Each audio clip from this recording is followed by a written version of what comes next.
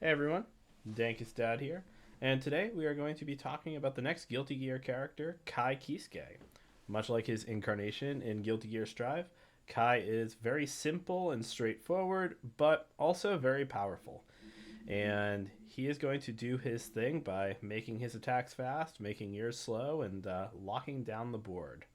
So to start off, Kai is a 6 hand size, 30 health champion, and he has Enhance. This attack gets +1 or -1 speed. If your rival has 6 or more committed foundations, it gets +3 or -3 speed instead. Then Response. After your charge or ranged attack deals damage, commit or freeze one rival foundation. So, on the face of it, this is pretty good. Giving moves +3 or -3 is nice, and even +1 or -1 still goes a long way. And then being able to commit extra foundations, or more likely than not freeze them in the early game, means that Kai can work to some advantage. Now, the initial inclination with a character like this is to play cards like Heaven Piercing Ice Wall, go on the order symbol, and really try to lean into the foundation commitment. But there are some weaknesses to this approach. If we are going to be playing into decks that are trying to create asymmetry, like one of the many backup decks that is running Beast Titan's Rock Barrage or a Sung Jinwoo control deck, they're going to be playing very few foundations and often are not going to be getting to 6, meaning that Kai is not quite so threatening. Also, if he is going to get scammed out in terms of being hit with a showdown or action or something that is going to force him to tap down foundations and not be able to play a lot of attacks, Kai won't be getting off all of these freezes that he needs to stabilize the game. So we're going to try to build this version of Kai to be a little bit more resilient into those meta threats and have a more well-balanced matchup spread. So we're still going to be freezing foundations, committing a lot of them, but at the same time, we are going to have a more diverse stage that plays around unyielding while also letting Kai build more cards and have access to more cards than a normal six-hander would. So this time we're going to start with foundations instead of attacks. This is a rarity in a deck you'll see from me, but the only 0 difficulty foundation here is class membership. We're playing this one for the block zone and the little bit of extra health, but pretty replaceable. Air does not have the most incredible 0 difficulty cards, so we're just going to try and play the better ones. Fearsome Transformations is one of those better cards, and effectively saying flip draw a card at most stages of the game, we're going to be pretty happy with this. Shobijin's Message, also going to be nice. Give us some breaker, hopefully play into decks like Mikasa a little bit better, going to give us some more defense, and notably has the ally keyword. Weapon at the ready is going to give us some remove on commit and also let us stack tech cards. We do have cards that say draw both at form speed and at enhanced speed. So being able to do this at the end of an attack if we are able to dodge interaction, or during an attack if we want to use a card like Fearsome Transformations to pick up a tech card, which in this deck is notably Inventor's Creation as an attack, then we can find that attack when we need it. We also can stack the other weapon at the ready if we would like. And this card is going to fuel Science Bros, which of course we'll talk about soon. Asui's Friendship is another great ally that plays very well with Kai. Our deck is running almost all ranged attacks and effectively is running a full suite of ranged attacks. So being able to commit friendship to tap down our opponent's resources is very, very nice. And of course, it's an ally, once again, which will matter for Hunter's ally later. Incompatible Quirks will be a card Kai plays on either symbol. It's arguably the best foundation on air and or order. So we are going to play 2 to make sure we find this unique as early as possible and get the removal ready for long strings and for Science Bros enabling. Macho Concealment, another amazing ally to build. This one is going to give us some interaction and stop our opponent's enhanced speed plays. Uratogi Expertise is the other one of these sort of clan ally foundations from Dark Tournament that doesn't see as much play, but is still nice to have here for Kai. Being able to commit and draw a card is nothing small, and having Kai be able to do this every turn can lead to situations where your opponent might be forced to build into that 6 range and fall back at disadvantage. Tinker's Touch, another great way to remove, another way to give us keywords that are flexible. Powerful 3 is a really strong mode on this, and it also gives us some incentives to maybe try to make some substitutions. Nice thing you can do with this if you want is give Inventor's Creation powerful after it snags throw from one of your attacks, but we're not going to worry about that with this version of the deck. Instead, we're just going to be using this with Kai's speed to try to force one through, and of course with stun, give us more ways to set up freeze fodder and keep our opponent's stage lean. Carnival Barker is the piece de resistance. If we build this in with a Hunter's Ally, this is going to really shore us up defensively and stop those big bomb attacks that don't have flash.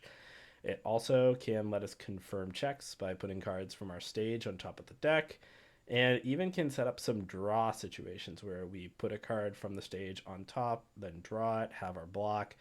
Barker just does it all on defense. And as an ally, it's such a free inclusion that we really want to take advantage and have some of this powerful resource.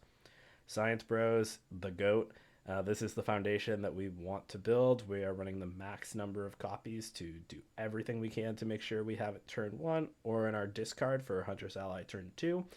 And it will do what we want. It's going to give lots of stats. It's going to draw us a card sometimes. And it is Science Bros.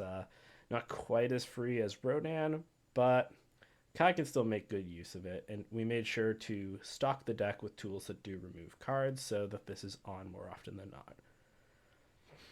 I mentioned before that another focus of this deck is going to be drawing more cards to try not to be the usual 6-hander once the game gets going, and Yelena's Machinations is great at that. This lets us check a little better, lets us see what's on top of our deck, and also is going to be giving our opponent's attacks minus speed and letting us draw cards. And this is exactly where we want to be on defense, where we are going to be giving minus speed with Yelena, giving minus speed with Kai, and just having this big hand that our opponent feels like they can't attack to. And if they choose that they're going to go in, they'll extend, maybe have that 6 committed, and let us crack back with our big 3-speed moves. So Yelena's makes a lot of sense again as to what this deck is going for. On the attack side, we have Thunder Sphere Barrage. This is another very good attack that can represent a lot of damage. This deck will still be building up a fair amount of momentum, even on air, so Barrage is going to get the job done. It also is Echo Fodder for Inventor's Creation, the next card, and this one with Science Bros is a house. I mentioned this card in Happy Chaos, and again in Kai, it is a complete workhorse. Being able to be an effective 5/5 with the Science Bros in play certainly doesn't hurt anybody, and being able to get keywords on any of our attacks is awesome. Echo on Thunder Spear Barrage is a very good one since we can double dip on that Science Bros buff from the response and then get another play later. And we also have some nice keywords, which Stun Edge is no slouch. This is going to be the card that we're going to be getting off of Creation most often, since Tension and Stun 1 are both awesome keyword abilities. And while Stun Edge itself is a little bit lackluster, it still is 4 difficulty, still is a 1 mid block, and being able to build up a Tension so that we can play for blue in Kai is nice. Just getting that 1 extra freeze is very good. And if you really squint, this is a poor man's Vast Hybrid Chimera Kraken. This, though, is a, rich man's Vast Hybrid Chimera Kraken. It is the card itself. And having another way to commit and freeze a rival foundation is pretty sick. On top of Kai's own ability, this is going to help us dominate the early game and is one of the 2 5 difficulty attacks that we want to see on that second turn. The other of them is Hunter's Ally, and building an ally from our discard is pretty nice. As you saw in the suite of foundations, we already do have many allies there, but those aren't the only options. We have a few more in assets and backup, and just being able to snag allies is so nice. If this card gets airshipped or we somehow play it again, boom, another ally, we're cooking. And just being able to build more cards without having to play and check them is good, and it's going to help keep Kai ahead of the opponent. And last but not least, we get 2 copies of Walk the Dog. You could easily persuade me that 3 might make more sense, and you could give it a try. I'm trying to keep the ratio in this deck to be very foundation and asset heavy, since there is so much draw and selection, but Walk the Dog's a card you make room for. One of the best attacks possible on air and order, and also one of the best hits possible for Adventure's creation. We can play our Walk the Dog Natty, or we can use creation to just get the powerful 3 and stun 1, and play a Walk the Dog at home that still will get our opponent dead most of the time when we're making that decision. In the asset department, we have Trinket as sort of our token ally that we can pick up, and this can be sort of our string ender to give us this last 4 damage that we need. It also can help out on defense, give -4, stop on damage triggers. We only run 1, not a card we want to see all that often, but we do want to have some number of assets that we can pitch to our discard pile early, especially on the draw, so Trinket makes the cut. Tattered Costume is another one of our interaction pieces, which on air are a little bit more thin than they might be on some other symbols. But Costume can get the job done. Being able to stop a big stun or breaker is pretty important. Being able to stop tension is also a bit of an underrated small thing that it can do now. And just being able to stop actions is incredible. Protecting our cards from Filled with Doubt is very nice. Protecting from Runaway, very nice. And even protecting from some of the offensive actions that could exist. It's good to have this just on deck to get us out of any bad situation.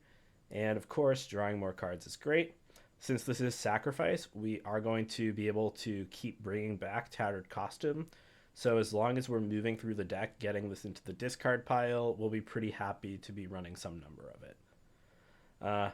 Anti-personnel vertical maneuvering equipment is another awesome asset that we get to play. Since every attack in the deck is either ranged or is Inventor's creation and will gain ranged, this is going to give all of our moves 1/1, which is not something to complain about. And it's selective commit when we hit, which means that with Kai, we get this nice little combo where we can deal the damage, do this response first, so we can commit whatever we want, then have Kai freeze it. So that little 1-2 punch is very powerful. And whether you're playing Kai on air like this list or on order, I think it's pretty core to what the character wants. So I would be running some number of this. Military airship, not much to explain. And then we have actions. Strategic maneuver is our sort of, quote, better 0 difficulty foundation that is now in the deck. And we get to forgo having this on the play so that on the draw we can have more powerful builds to contest our opponent and claw our way back into the game. You'll notice here that we are running 5 assets that are hits for this to build and 7 assets total to pick up. So if we are able to start with one of these 7 assets in our opening hand on the draw, we are able to review it, play strategic maneuver, pick it up, and build it immediately, or better yet, discard and attack and build it immediately. So being able to pick up airship, very nice if that's one of the cards we see, or to build in Trinket, Tattered Costume, or anti-personnel vertical maneuvering equipment is very sweet. So yeah, strategic maneuver, huge draw for air. If you are on the order symbol instead, you still get to do Ichigaki and lots of other little fun stuff. So yeah, I like the package that this card provides. And if you are a character that's looking to play air primary symbol, I think maneuver has reached the point now where there's enough synergies that you want to consider this card with an asset package instead of a traditional 0 difficulty foundation. Queen Historia is our other action, and this card is pulling double duty. Drawing 2 cards is really nice for what we are trying to do in terms of racking up card advantage once we've hit the late game. But in the early game, having enhanced remove, commit 1 rival foundation is awesome. This is great with Science Bros when we are on the offensive. We can selectively commit something down, and kind of reminiscent of anti personnel vertical maneuvering equipment. We can ping down their best thing, then lock it with Kai. So that's pretty neat. And get the stats from Science Bros. You also can just block with it if you want. But good early, good late. This is an action that hasn't seen much play in other decks, but I think that Kai is a great place to start with it. And there may be other characters who are on the order symbol that are going to have a lot of interest in this card. Uh, Backup, we have Mondo Gecko. This card's messed up. We like to build it for free with Hunter's Ally. I could be persuaded that 2 is the right number, but there should never be less than 1. Then last is the sideboard. We have Violent Animus Shot as a bit of a nod to decks that are playing backups and as a way to get more incidental breaker into the deck. It also is a tech, so if we are in that backup matchup, Weapon at the Ready can help us find these to be more consistent in shooting them down. Neat card. Otherwise, though, Air is admittedly a bit weak to some of the things that decks like Mikasa are trying to do, where they are playing all of their attacks and going wide. So we have to play sort of the best options we can, even if they aren't fantastic. Airy Smiles, pretty expensive at doing what it does, but being able to force a non-foundation play is not bad, and we will run this if we have to.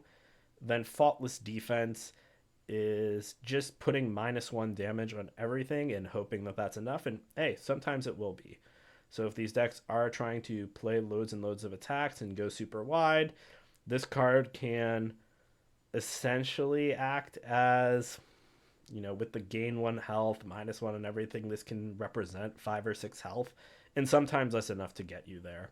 This is a really sort of weak slot, though, and definitely is a bit of a weakness for the symbols. But I think that this slots in better than some of the Breaker 3 options you might be able to consider, especially with cards like Dark Ward running around that are going to be shutting those out.